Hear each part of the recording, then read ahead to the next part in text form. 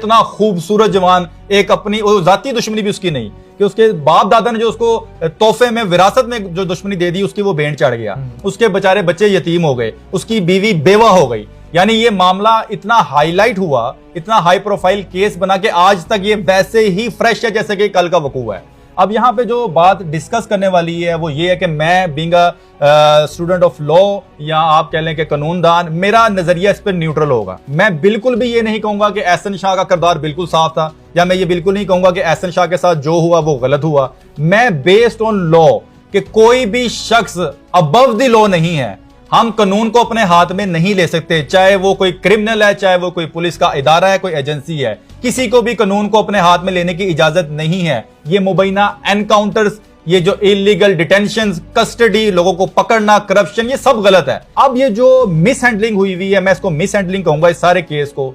हम सबको इतनी तवक्को थी, हम सारे इतने मेंटली पॉजिटिवली हम लोग सब इस चीज को समझ रहे थे कि ये जो पर्टिकुलर एजेंसी है जो इन्वेस्टिगेशन कर रही है इस हाई प्रोफाइल केस की, जिसकी नजरें पूरी दुनिया की इस केस के ऊपर आज तक फ्रेश हैं, कि ये कोई अच्छा किरदार अदा करेगी।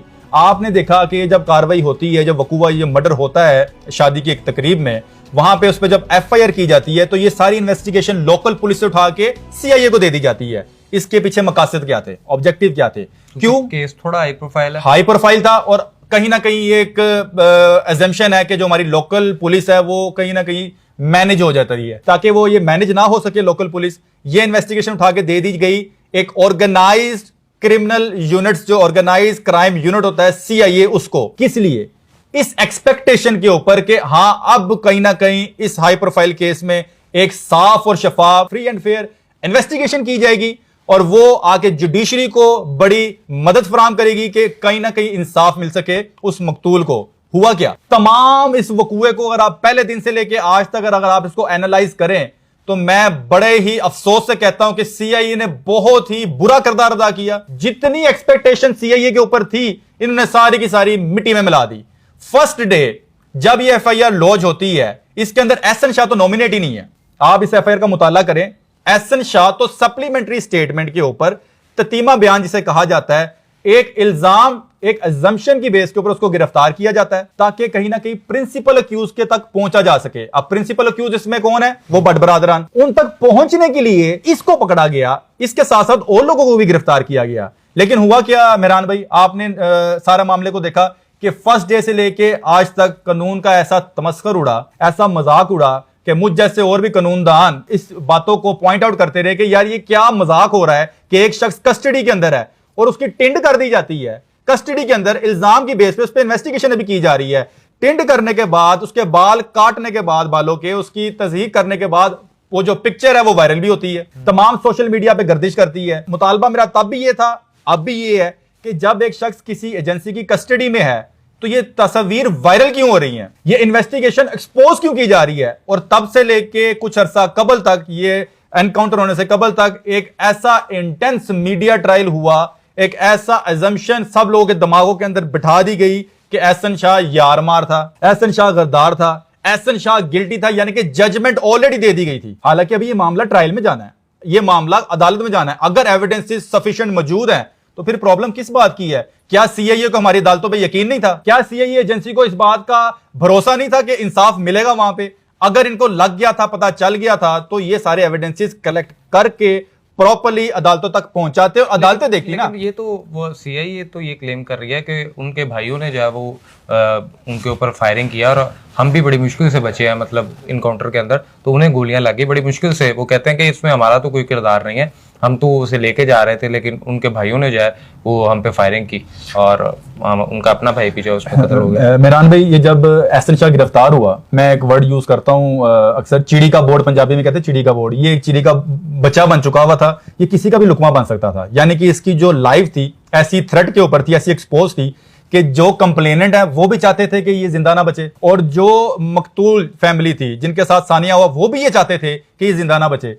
जब ऐसा शख्स जो इतना एक्सपोज है, जिसकी जिंदगी इतनी थ्रेट के ऊपर है, उसकी कस्टडी, मैं अब आपसे सवाल है मेरा कि क्या उसकी कस्टडी इस तरह होनी चाहिए थी? क्या उसकी इन्वेस्टिगेशन इस तरह होनी चाहिए थी जिस तरह एहसन शाह की गई? क्या उसको एक जेल से ट्रांसफर रात के अंधेरे में, जिस तरह ये बता रहे हैं, जिसपे फिर एनकाउंटर होता है, इस तरह किया जाना चाहिए था? इसकी सारी जिम्मेदारी किसके ऊपर आती है? ना तो मेरे पे है, ना तो आपके ऊपर है, ना जुडिशरी के ऊपर है। ये सारी जिम्मेदारी उस एजेंसी के ऊपर आती है जिसकी कस्टडी में ये वकूआ हुआ।